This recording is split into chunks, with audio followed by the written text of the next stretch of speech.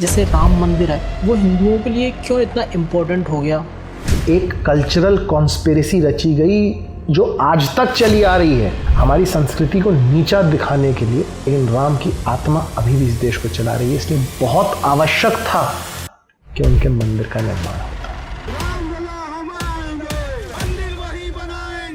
तो राम जी क्या भगवान थे या इंसान थे? आप राम को भगवान देखना चाहते हैं, अति उत्तम। आप राम को मर्यादा पुरुषोत्तम देखना चाहते हैं, अति उत्तम। हमारी संस्कृति पूरी फ्रीडम देती है, आप जैसे उन्हें देखना चाहें देखिए। सर, सनातन धर्म में जाति बिरादरी का हमने कहीं पढ़ा नहीं है, बट ये चल क्यों रहा है? हमारे ग्रंथ कहते हैं समान प्रसवामिता जाति, एक जैसे प्रसव से उत्पन्न होने वाले सारे एक जाति के। हिंदू संस्कृति, सनातन संस्कृति का ह्रास, विनाश सिर्फ हिंदू धर्म वाले ही कर सकते हैं। जैसे राम मंदिर है वो हिंदुओं के लिए क्यों इतना इम्पोर्टेंट हो गया, या हर चीज वहीं पे घूमने लगी है? देखिए, मेरा ये मानना है कि वो एक जमीन का विवाद था। अगर हम राम के चरित्र को देखें तो जमीन के विवाद की कोई आवश्यकता नहीं है राम के चरित्र को लेकर। आप उस चरित्र के बारे में बात कर रहे हैं जो इतने स्थितप्रज्ञ थे कि एक सेकंड पहले तो उन्हें यह कहा गया था कि आप चक्रवर्ती सम्राट बनने वाले हैं, अगले ही क्षण जब उन्हें यह कहा गया कि जंगल जाना पड़ेगा तो उनके मुख की मुस्कान भी इतनी सी लेश मात्र भी कम नहीं हुई। उसे बोलते हैं स्थितप्रज्ञ। तो राम से जमीन के विवाद का तो कोई लेना देना नहीं, लेकिन सिविलाइजेशनली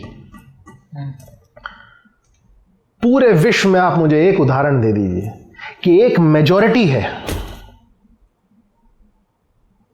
वो मांग रही है कि ये हमारी सिविलाइजेशन, हमारे एग्जिस्टेंस के लिए इंपॉर्टेंट है। सारी चीज तो मांग रहे थे, लेकिन क्या वो हिंसा करती है?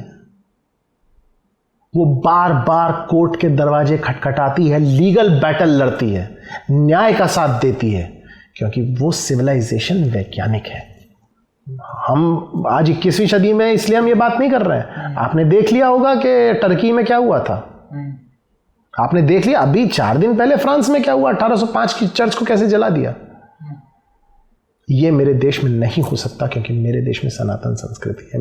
मेरा देश जो है राम राज्य से चलता था, काफी अर्थ में खंडित हो गया, लेकिन राम की आत्मा अभी भी इस देश को चला रही है। इसलिए बहुत आवश्यक था कि उनके मंदिर का निर्माण होता।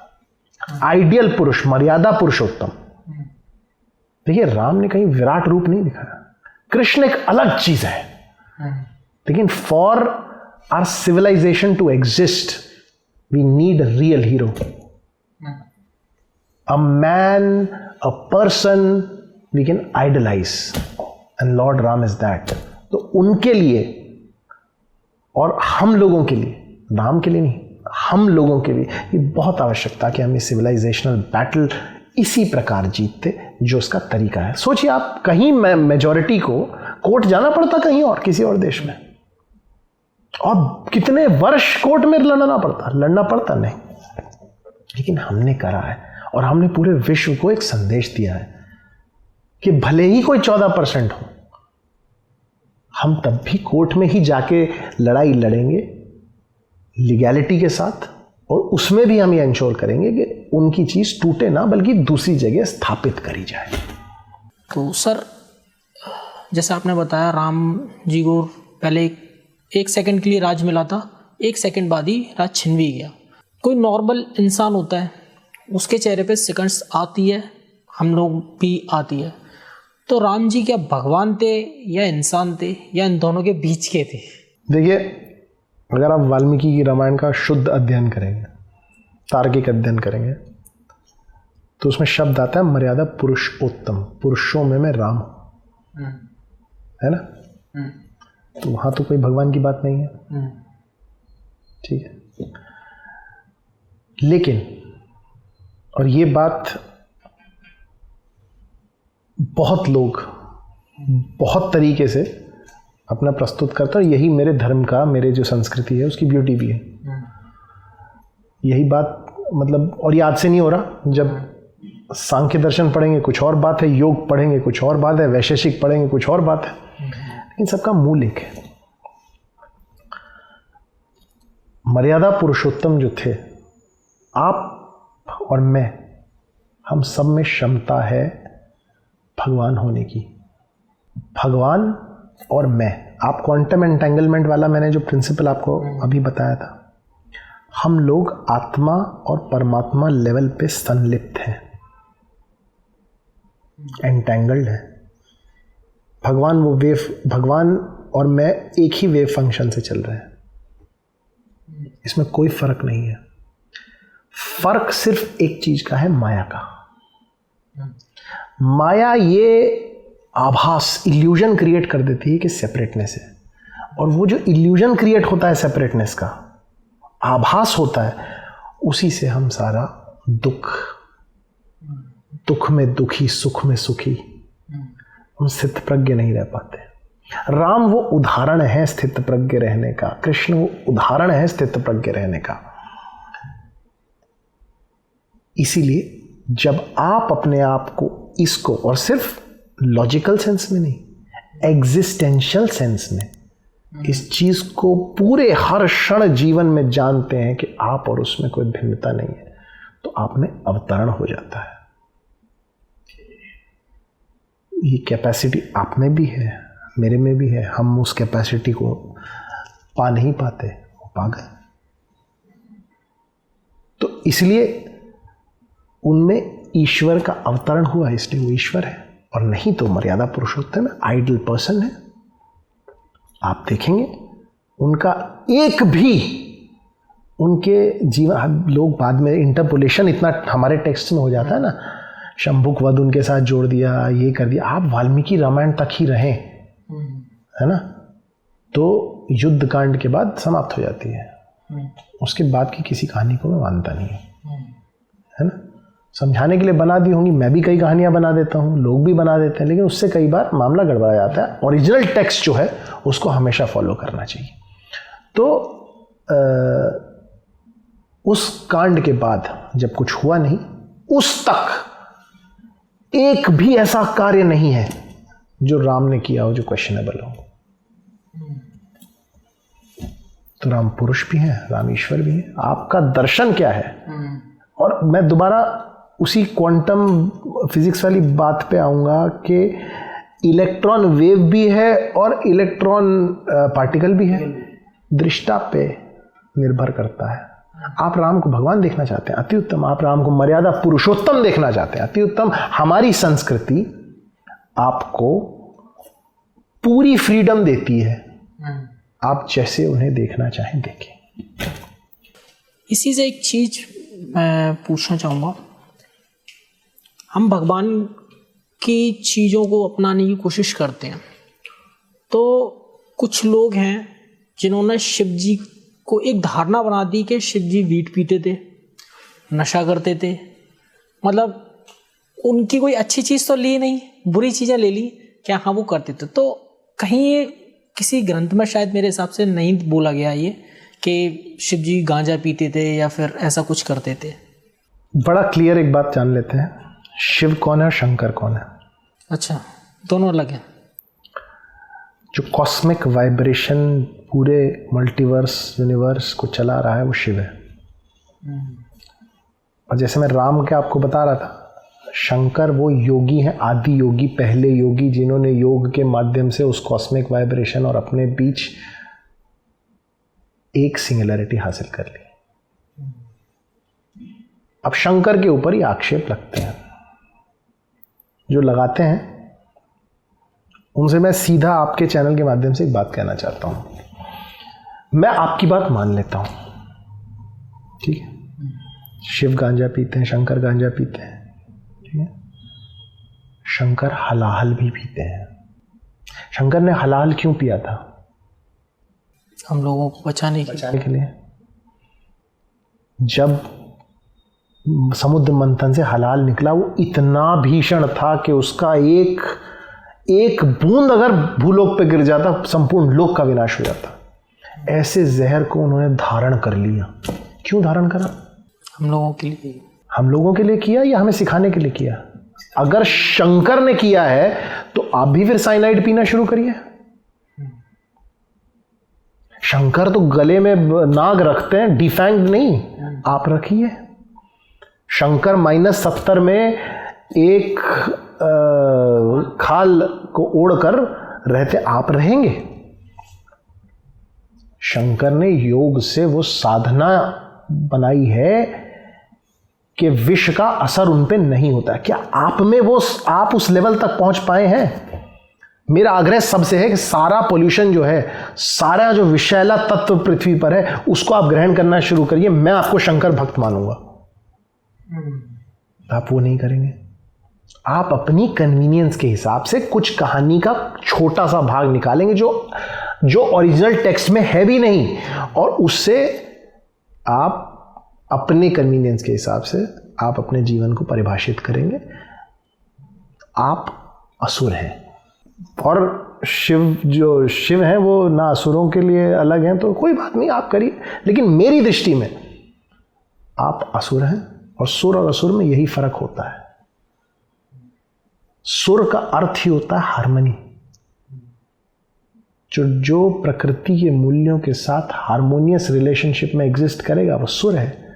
और ये हरकतें आप करेंगे, कहानी का छोटा सा अंश निकाला, खुद ही बना लिया अपनी कन्वीनियंस के हिसाब से, अपने अहंकार को, अपनी ईगो को सेटिस्फाई करने के लिए, और फिर कह रहे हैं हम शिव भक्त हैं। आप बहुत बड़े पापी हैं, आप बहुत बड़े असुर हैं। आप सतयुग में होते आपका संहार हो जाता। तो ये तो मैं बिल्कुल स्ट्रेट मैसेज देना चाहता हूँ कि हलाहल इसलिए ग्रहण करा था ताकि पृथ्वी पर ना बचे। अगर आपके हिसाब से उन्होंने वीड ग्रहण करा है तो इसलिए करा है ताकि पृथ्वी पर ना बचे, ताकि आप लोग उससे बच सकें। तो उससे दूर रहिए। भैरव के सामने आप शराब डालते हैं, उनका स्ट्रेट मैसेज ये सब यहां छोड़ जाओ, और उन्होंने उसका प्रसाद बना दिया। मोह च काम च मद्य अर्पणे, यहां छोड़ जाओ। ये क्या करते हैं, 2 बूंद भैरव पे चढ़ा देंगे, बाकी बोतल गटक लेंगे। अनर्थ कर रखा है। हिंदू संस्कृति, सनातन संस्कृति का ह्रास, विनाश सिर्फ हिंदू धर्म वाले ही कर सकते हैं। और ये एक जगह नहीं, मैं आपको स्पष्ट रूप से बोलना चाहता हूं, इतना पीड़ित होता हूं मैं। आप हिंदू संस्कारों में चले जाइए, विवाह संस्कार हो रहा है। आपको घाघरे से लेकर, क्या पहनती हैं वो लड़कियां जो भी, लहंगे से लेकर हर जगह इन्वेस्टमेंट मिलेगा। लेकिन यज्ञ कैसे होना है, कहां होना है, किस अवधि पर होना है? खाना टलते रहे, सब टलते रहे, यज्ञ टाल देंगे। तारों की छांव में कर रहे हैं यज्ञ।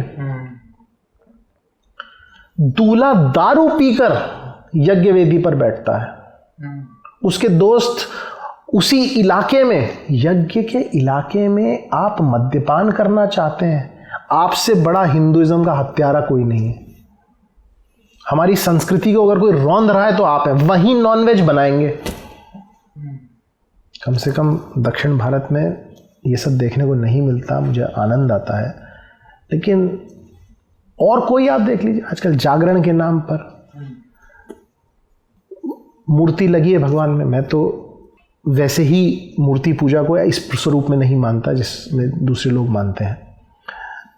मूर्ति लगी है, उसके सामने अश्लील गानों का जो तर्ज है वो उठा लेंगे और नाचेंगे। ये हमारी संस्कृति है। इस सब पे हमें विचार करना चाहिए। हम कर क्या रहे हैं? शिव जी के नाम पे, शंकर जी के नाम पे, पशुपति नाथ हैं वो, उनके नाम पे हम बलि चढ़ाते हैं। मां के नाम पे बलि चढ़ाते हैं। हमें पूरे विश्व को यह बताना चाहिए था कि डिवाइन का एक्सप्रेशन अगर कोई संस्कृति फेमिनिन दिखा रहा है, हमारे यहां डिवाइन का पहला एक्सप्रेशन क्या? आदि शक्ति। गॉड का कॉन्सेप्ट है, किसी और धर्म में है गॉड का कॉन्सेप्ट नारी। एनर्जी का फॉर्म, जैसे अवतारों को मैं मानता हूं कि वो ह्यूमन एवोल्यूशन है, ऐसे एनर्जी का जो एवोल्यूशन है, शैलपुत्री नेसेंट एनर्जी, उससे धीरे धीरे धीरे सिद्धिदात्री तक पहुंचती है वो। बीच में कुष्मांडा होती हैं, चंद्रघंटा होती हैं, ब्रह्मचारिणी, शैलपुत्री का ब्रह्मचारिणी, प्रिस्टीन प्योर एनर्जी, उसके बाद चंद्रघंटा, उसके बाद कुष्मांडा वो प्रोजेनी में आने लग गई। This is the entire evolution of energy, जैसे अवतार विष्णु के entire evolution of human kind, starting from the first अवतार जो वाटर के अंदर है, उसके बाद धीरे धीरे धीरे आप देखेंगे कि राम परफेक्ट मैन और कृष्ण फिर ग्रेटर मोर कला देन राम। तो ये सारा का सारा सिद्धांत हमने नष्ट कर दिया है ये सब करके। तो पाखंड से हम बचें, इस तरह के जो अपने ही धर्म की हम हत्या कर रहे हैं, इससे बचें। मेरी करबद्ध प्रार्थना है सबसे कि अपने जो वैदिक और सनातन संस्कृति की प्योरिटी है उसको बचा कर रखें। सर, सनातन धर्म में जाति बिरादरी का कोई वो नहीं है, हमने कहीं पढ़ा नहीं है, बट ये चल क्यों रहा है? ये जब भी किसी देश की राजनीति को चलाना चाहती है तो चीज़ चल जाती है। जाति शब्द मनुस्मृति से आता है। आजकल तो सब चल रहा है, जाति जनगणना ये वो। हमारे ग्रंथ कहते हैं समान प्रसवामिता जाति, एक जैसे प्रसव से उत्पन्न होने वाले सारे लिविंग क्रीचर्स एक जाति के हैं। मैं मनुष्यों की बात नहीं कर रहा, सारे लिविंग क्रीचर्स समान प्रसवामिता जाति। उसके बाद जातियों की व्याख्या करी गई है। अंडज जो अंडे से उत्पन्न होते हैं, श्वेदज यानी मॉइस्चर, जैसे काई लग जाती है, जो मशरूम होता है जो मॉइस्चर से उत्पन्न होते हैं, श्वेदज। उद्भिज जो जमीन के अंदर से निकलते हैं सारे वृक्ष। पिंडज, पिंड यानी यूट्रस, यानी ऐसी जगह जहां पर टेम्परेचर को एक मॉड्यूलेटेड फॉर्म में रखा जाता है। यानी जितने भी स्तनधारी जीव या मैमल्स हैं उनकी एक जाति है पिंडज। अब आती है दूसरी चीज, आती है वर्ण व्यवस्था। वर्ण उपनयन संस्कार के बाद पहले सारे जो विद्यार्थी होते थे उनको एक ही साथ समान शिक्षा मिलती थी। उसके बाद गुरु उनकी शिक्षा और उनके इंटरेस्ट को देख के डिसाइड करते थे कि इनका वर्ण क्या होगा। इसमें गुरु और शिष्य के बीच परस्पर मंथन होता था, वैचारिक आध्यात्मिक मंथन होता था। उसके बाद शिष्य ही उसको चूज करता था। इसलिए जो वर्ण शब्द है उसका जो की शब्द है वो वर है, यानी टू चूज। काल के साथ साथ वो थोपी जाने लग गई, बाय बर्थ होने लग गई। उसको बिल्कुल हम शास्त्रों से ही सुधार सकते हैं। जो मॉडर्न कास्ट सिस्टम है, कायस्तकार, ये तो बनाई गई ब्रिटिशर्स द्वारा। एक हर्बर्ट रिस्ले करके उन्होंने अपॉइंट किया था एक आदमी, उसने the tribes and castes of Bengal पुस्तक लिखी। उसमें से उसने ट्राइब्स और कास्ट्स निकाले। नहीं तो हमारे यहाँ तो आप कोई कास्ट सिस्टम वगैरह का कोई वर्णन है नहीं। हमारे यहाँ आश्रम व्यवस्था के साथ साथ वर्ण व्यवस्था थी, और उससे अच्छी व्यवस्था मुझे पूरे विश्व में आप दिखा दीजिए। जब तक कि वो चॉइस बेस्ड रहे, उससे अच्छी व्यवस्था क्या पॉसिबल है? वो कई लोग तो कुछ भी आजकल अनुवाद करने लगा रहे, जो ब्रह्मा के सर जैसा ब्राह्मण हो गया है, ब्रह्मा के बाजुओं जैसा क्षत्रिय। क्या बकवास बात कर रहे हैं आप? उसको पढ़िए, वो क्या कह रहा है। जो सर का काम करे। सर का क्या काम होता है? आपको यहां पर कोई कुछ चुभा दे तो सर तुरंत इंफॉर्मेशन पूरे शरीर में देता है। तो जो ज्ञान को अपने तक सीमित ना रखकर पूरी सोसाइटी में उसका प्रचार प्रसार करे, वो ब्राह्मण। जो पूरे समाज का ध्यान रखे, उसके लिए तैयार हो जाए युद्ध करने के लिए अगर उस पर संकट आता है, वो क्षत्रिय। जो उधर का काम करे, यानी पोषण अपने तक। पोषण, समाज का पोषण क्या होता है? इकोनॉमिक बेसिस ही समाज का पोषण है। उसको अपने तक ना रखे वो वैश्य। और जो समाज के मैनुअल काम करे, जो सारे काम है, अब क्षत्रिय ही नहीं लड़ते थे पहले, क्षत्रिय जनरल होता था, वो प्रचार प्रसार कर रहा है, ब्राह्मण आदेश देता था, और जो लड़ते थे वो शूद्र। इसमें कोई हायरार्की के हिसाब से थोड़ी ब्रह्मा का वर्णन करा गया है। ये तो कुछ लोगों ने जानबूझकर ऐसा कराया ताकि हमारी संस्कृति की हानि हो। अब वही लोग थे जिन्हें मुगल फिर नवरत्नों में शामिल कर लेते थे, ये अपभ्रंशित ऐसे ऐसे इंटरपोलेटेड वर्णन निकालते थे। तो आप जानते हैं किसने कराया है? भारी ताकतें जब आएंगी और देखेंगी इतना भव्य और इतना वैज्ञानिक संस्कृति चल रही है, तो उसको उस पर कुठाराघात करेंगी ना। आप देख लीजिए वो जितने नवरत्न थे उन सब में से निकालिए कौन कौन क्या क्या लिख रहा था। और वही परंपरा आगे चलती गई, वही परंपरा ब्रिटिशर्स ने अपना ली, वही परंपरा यहाँ तक आज तक जो अपने आप को सेकुलर लिबरल सरकारें कह रही हैं उन्होंने आज तक करा है। वही मार्क्सवादी लोगों को उठा लेते थे, उन्हें हिस्टोरियन बता देते थे, वो कुछ भी कूड़ा करकट नाम पे हिस्ट्री में परोस देते थे। आज तक मैं आपसे पूछता हूं कि अकबर के फादर का क्या नाम था? हुमायूं। अकबर के पुत्र का क्या नाम था?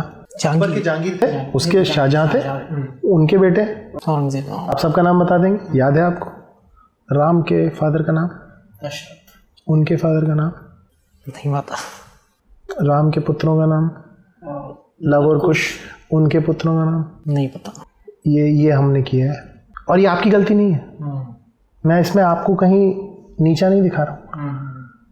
ये जब पढ़ाया ही नहीं जाएगा, राम को छोड़िए, बुद्ध की जीनोलॉजी बता देंगे? नहीं। हमें बताया मुगल्स एम्पायर, कितना बड़ा था मुगल एम्पायर, उससे बड़ा एम्पायर यहाँ दक्षिण भारत में चल रहे हैं। एक एक नहीं, तीन तीन चार चार चले गए।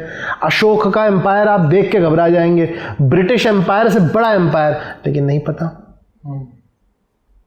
तो ये जो हमारे साथ छल करा गया, ये जो हमें ठगा गया, इसी की वजह से हम सोचते हैं कि कहीं कुछ गलती शायद कास्ट सिस्टम हम में था, शायद हमारे यहाँ महिलाओं को दोयम दर्जा दिया। क्या वेद लिखने में ब्रह्मवादिनियाँ हैं? जब शास्त्रार्थ पे शास्त्रार्थ हो रहे हैं तो क्या महिलाएं पीछे रही?